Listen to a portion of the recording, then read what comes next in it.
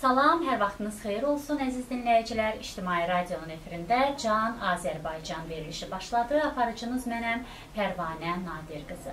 Yəqin ki, hər bir dinləyicimizin hələ uşaq yaşlarından sevdiyi yazıçılar, şairlər olub və həmin söz adamlarının yazdıqları əsərlər onların həyatında müəyyən bir rol oynayır. Çünki doğrudan da söz böyük bir qüvvədir və o insanlar ki, sözün qüdrətinə inanırlar, o insanlar ki, sözün tozunu almağı bacarırlar, bax o insanların ruhu da zəngin olur, düşüncəsi də.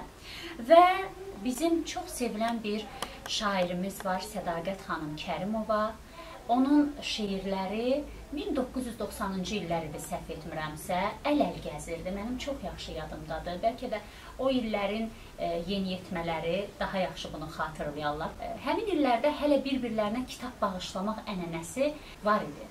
Və bir-birlərinə kitab bağışlayan uşaqlar, gənclər Qərib Quşun Nəğməsi kitabını da hədiyyə edirdilər, sevərək hədiyyə edirdilər. Çünki həmin o həcmcə kiçik, nisbətən nazik olan kitabda böyük bir insanın ürəyinin döyüntüləri yaşayırdı və o kitabda minlərin, milyonların arzusu qələmə alınmışdı. Məsələn, deyilirdi ki, indiki ağılla, indiki qəlblə yenidən dünyaya gəlsəydim əgər, bu yaşı bilinməz cahan evinə niyə gəldiyimi bilsəydim əgər, mən nələr etməzdim, nələr, ah nələr, mənasız günləri ömrümdən silər, ağrılar üstündən addımlayardım, xoşbəxt günlərini salamlayardım.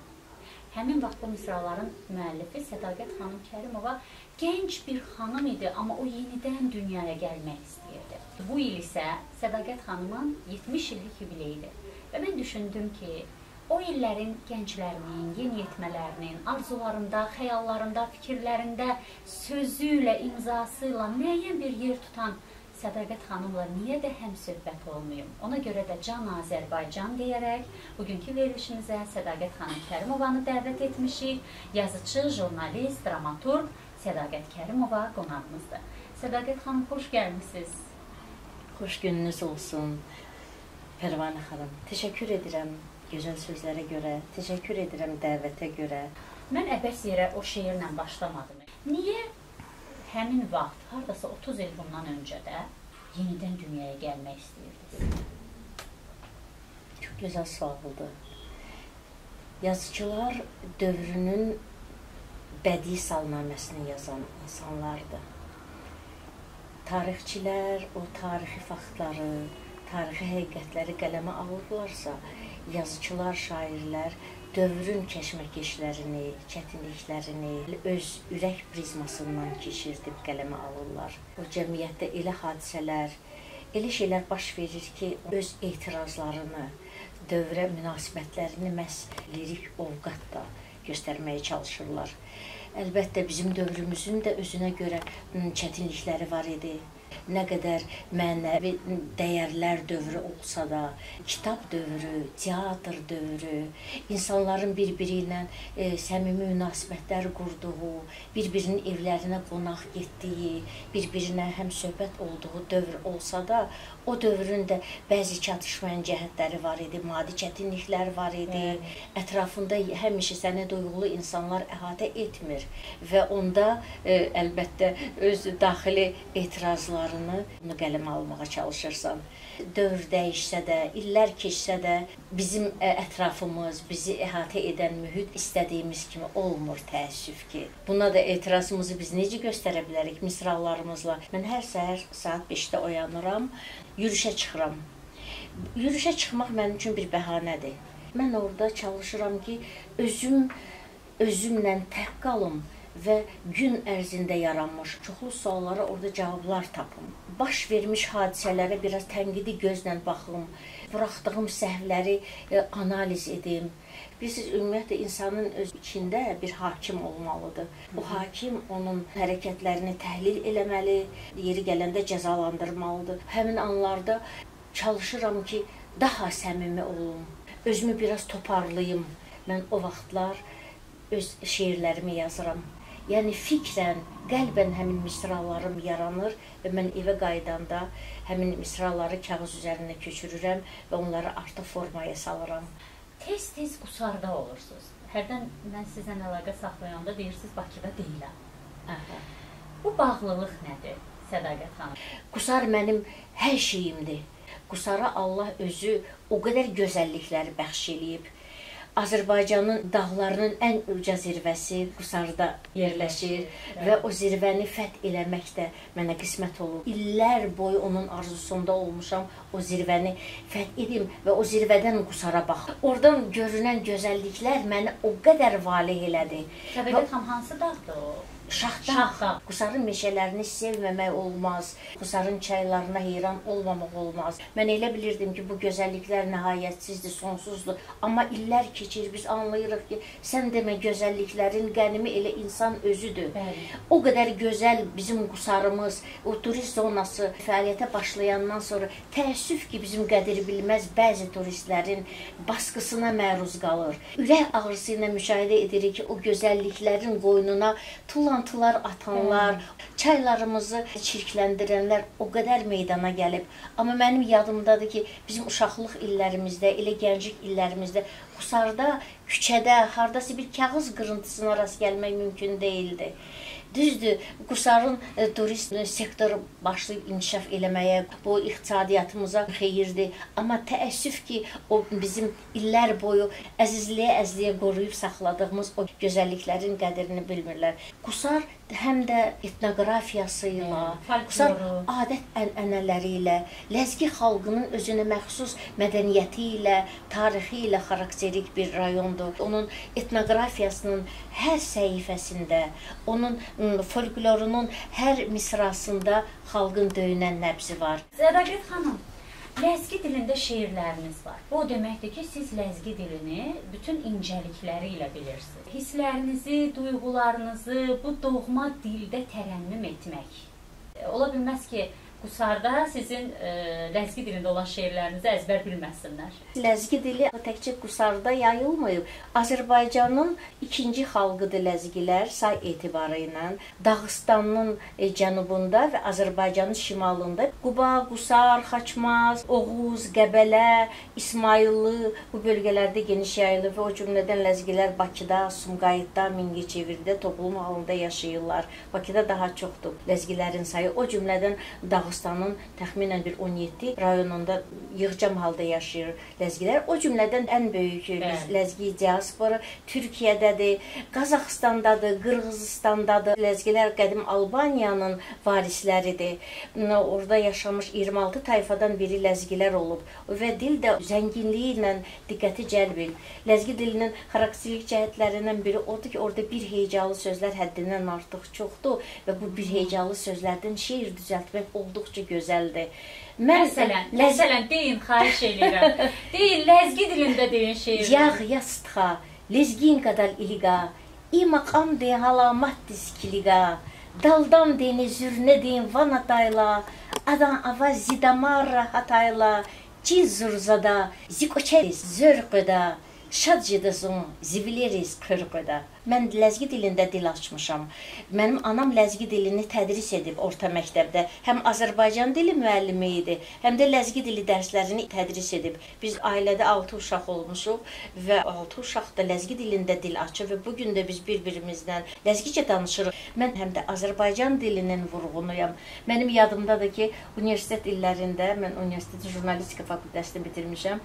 Müasir Azərbaycan dilini bizim Aydın müəllim tədris edirdi. Dərs başlanıb qutarınca məni o yazı taxtasının qabağında saxlayırdı və həmişə də zarafatla deyirdi: "Ey uşaqlar, Ləzgi qızından öyrənin müasir Azərbaycan dilinin qayda qanunlarını." Mən vurğun idim, Azərbaycan dilinin qrammatikasını çox sevirdim və o vurğunluq məndə şeir yazmaq həvəsi oyatdı. Hərçənd mən şeir yazmağa hələ məktəb illərindən başlamışam. Artıq 7-ci sinifdə oxuyanda mənim dövrü mətbuatda şeirlərim, hekayələrim çap olunurdu və mənə hər gün Azərbaycanın müxtəlif yerlərindən onlarca məktub gəlirdi və deyirdilər ki, Sədaqət Kərimova kimdir, buna nə qədər məktub daşımaq olur? O vaxtlar qəzet, jurnallar çox az çıxırdı və onların da milyonlarla oxucuları olurdu. Elə vaxt olurdu, minlərlə də mən bir gündə məktub alırdım və onlar mənə stimul verirdi. Deyirdim, sözə dəyər verənlər nə yaxşı var. Yəqin razılaşarsınız mənim bu fikrimlə ki, istedadlı olmaq əlbəttə ki, bu ayrıcalıqdır. Bu xüsusi bir məsələdir. Allah tərəfindən verilmiş mükafatdır. Çünki hər adam istedadlı olmur. Amma bu istedadı zənginləşdirən, bu istedadı gözəlləşdirən bizim çalışqanlığımız və zəhmətkeşliyimizdir. Mənə elə gəlir ki, bu illər ərzində siz həm də çox zəhmətkeş, çalışqan bir xanım olmusunuz. Əgər belə olmasaydı, bugün sizin 35 kitabınız olmazdı. Jurnalistika və ədəbiyyat. Bunlar bir-biri ilə nə dərəcədə bağlıdır? Bunlar arasındakı balansı necə qoruyub saxlamaq lazımdır? Bilirsiniz necədir? Bunlar o qədər bir-birinə yaxın sahələrdir. Mən Qocalar evindən bir ürək ağrıdan bir əhvalatı qələmə almışdım. Azərbaycan gəncləri onu çap eləmişdi. Səssiz Saray adında. Və həmin Qocalar evinin direktorunu mənim həmin məqaləmdən sonra işdən çıxarmışdılar. Mən gedib həmin Qocalar evində bir həftə gizlincə yaşamışdım. Oradakı haqsızlıqları qələmə almaq üçün. Mənim birinci kitabım Səssiz Saray adlanır. Təsəvvür edirsiniz, həmin əsər 83-cü ildə işıq üzü görüb. Mən bu 40 il həmin mövzunu ürəyimdə saxlamışam. Bilirsiniz, sakitlik vermirdi mənə mövzu. Deyirdim ki, yox, mən o faciəni insanlara çatdırmalıyam və nəhayət mən ona ssenari yazdım və bir film ərsəyə gətirdik. Səssiz Harayı istədik mi insanlar böyük bir haray kimi eşitsinlər ki, bizim yanımızda bəzən elə böyük faciələr olur. Biz kitab qəhrəmanlarının taleyinə bəzən ağlayırıq, ekranda baş vermiş o hadisələrə reaksiyamızı göstəririk. Amma yanımızda o qədər talihsiz insanlar olur, o qədər üzgün talelər olur, biz onlara əhəmiyyət vermirik. Mən bu filmlə mən o öz harayımı göstərmək istəmişim. Yəni sözümü ona gətirmək istəyirəm ki, bu sahələr bir-biri ilə o qədər çulğalaşır. Mən romanı yazmışam Yol Ayrıcında. O romanımı şeirlər müşayiət edir. Ən zərif duyğuları şeir göstərir. Mən onu qələmimi saxlayırdım, dedim, yox, nəsil gücü ilə mən istədiyimi qələmə ala bilmirəm. Şeir artıq o əhval-ruhiyyəmi daha doğru göstərirdi. Mən məqaləmdə hansı hissləri insanlara təlqin eləməyə çalışıramsa, şeirlərimdə də oyam. Yəni uydurma, yalancı, boğazdan yuxarı hisslər olmadan. Sədaqət xanım, Soyuq Günəşin də hekayəsi realdır, hə? Çox məşhur bir film, Soyuq Günəş.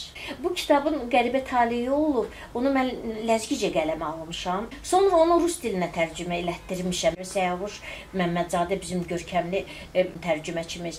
Və o cümlədən Türkiyədə türk dilində ləzgiyə adı ilə çapdan çıxıb 3 il bundan əvvəl. Azərbaycan dilində ssenarisini qələmə almışdım onun. Çoxlu oxucuların arzusu ilə onun romanı bu günlərdə çapdan çıxacaq. Yəni Soyuq Günəş filminin romanı var, hə? Bəli, Soyuq Günəş adlanır. Mən bu romanı elə belə yazmamışam. O roman mənim ürəyimin ağrılarıdır. Yarğına uydurma bir obraz deyil. Mən o obrazı həyatdan götürmüşəm və Yarmət uydurma obraz deyil. Yarmət o qədər dərin hissləri olan, o qədər çətin taley keçirmiş bir insandır. Təəssüf ki, biz filmimizdə Yarmətin o taleyini tam açıqlığı ilə göstərə bilmədik. Çünki onun ikinci seriyası olmalıydı. Ancaq bu romanda insanlar o qədər sevəcəklər o obrazı. İnsan nə qədər çətinliklərdən, nə qədər gərgin anlardan keçsə də öz sədaqətinə, öz vəfasına, öz etibarına, öz böyük məhəbbətinə sadiq qalır. Ümumiyyətlə, mən öz əsərlərimi heç birini elə belə yazma xatirinə yazmamışam. Mən yaşamışam, mən ağlamışam, mən onlarla istirab keçirmişəm, mən onları sevmişəm. Bəli. Mənim bütün qəhrəmanlarım övladlarımdır. Sədaqət xanım, biz də sizi sevirik. Təşəkkür edirəm. Və zaman keçdikcə insanın əbədi əzəli mövzulara münasibəti də dəyişilir. Yəni, siz qələm əhlisiniz, bunu çox yaxşı bilərsiniz ki, ədəbiyyatda əbədi mövzular var.